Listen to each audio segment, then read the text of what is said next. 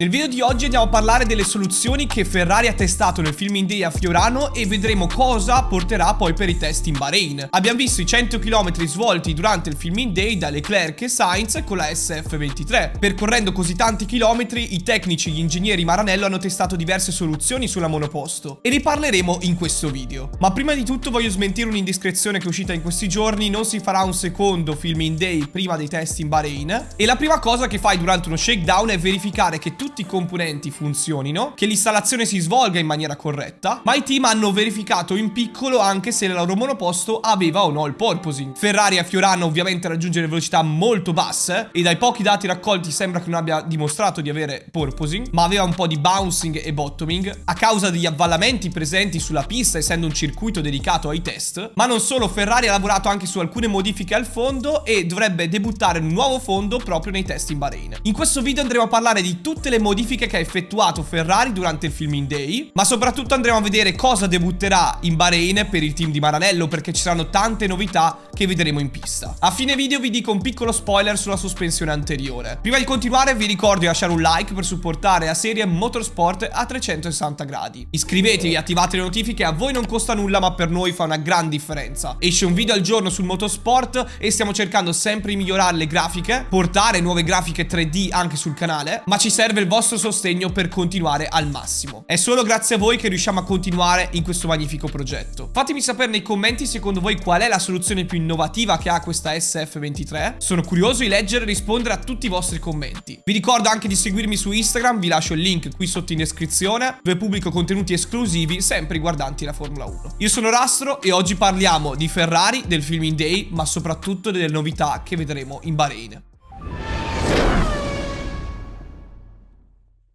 La prima cosa che hanno verificato nel Filming Day a Fiorano è il nuovo pavimento antisaltellamento. Infatti Ferrari ha cambiato completamente il fondo, che è molto più resistente rispetto all'anno scorso, e la prima cosa quindi da verificare era la correlazione tra i dati raccolti al simulatore e i dati effettivi in pista. E posso dirvi con certezza che questo fondo ha dato dei riscontri positivi. In più non so se ci avete fatto caso, ma la SF23 è una vettura meno a effetto suolo rispetto alla F175, e su questo possiamo dire che si assomiglia molto alla RB18, che come dicevamo l'anno scorso era meno dipendente dai canali Venturi rispetto alla F175. Difatti appena c'è stata la direttiva tecnica TD39, la F175 è andata in crisi, sviluppando la maggior parte del carico aerodinamico dai canali Venturi, e quindi appena vai a alzare la monoposto da terra vai anche a diminuire il carico aerodinamico, e ciò ne consegue ci sono tanti problemi, per esempio il consumo eccessivo delle gomme, proprio perché è una monoposto più scarica e quindi fai più fatica in curva. Mentre la RB18, che era meno dipendente dai canali Venturi, generava più carico dal diffusore, dalla beam wing, è risultata ancora più forte, ma soprattutto dopo la direttiva tecnica TD39. E questa è una cosa importante da non sottovalutare. E durante il Filming Day abbiamo visto anche il tirante che parte dalla scocca vicino alla sospensione posteriore, che va sul fondo, posizionato in maniera diversa. Hanno provato diversi metodi per stabilizzare il più possibile il fondo, che come ho detto anche prima soffriva un po' di bottoming e bouncing, ma dai dati sembra non soffrire di porpoising. Però ci tengo a mettere le mani avanti e dire: è vero che il porpoising a Fiorano è difficile che si verifichi, però già la F175 aveva mostrato delle oscillazioni del fondo anomale proprio durante il Filming Day a Fiorano, e queste non si sono verificate quest'anno. Però non bisogna neanche essere troppo ottimisti, perché bisogna verificare che il porpoising non si riscontri nelle piste con rettilinei molto lunghi e quindi dove si raggiungono velocità nettamente superiori rispetto a Fiorano. Quindi possiamo dire che se anche in Bahrain non avremo il porpoising possiamo stare molto più tranquilli. Come ho detto nel video di ieri, Mercedes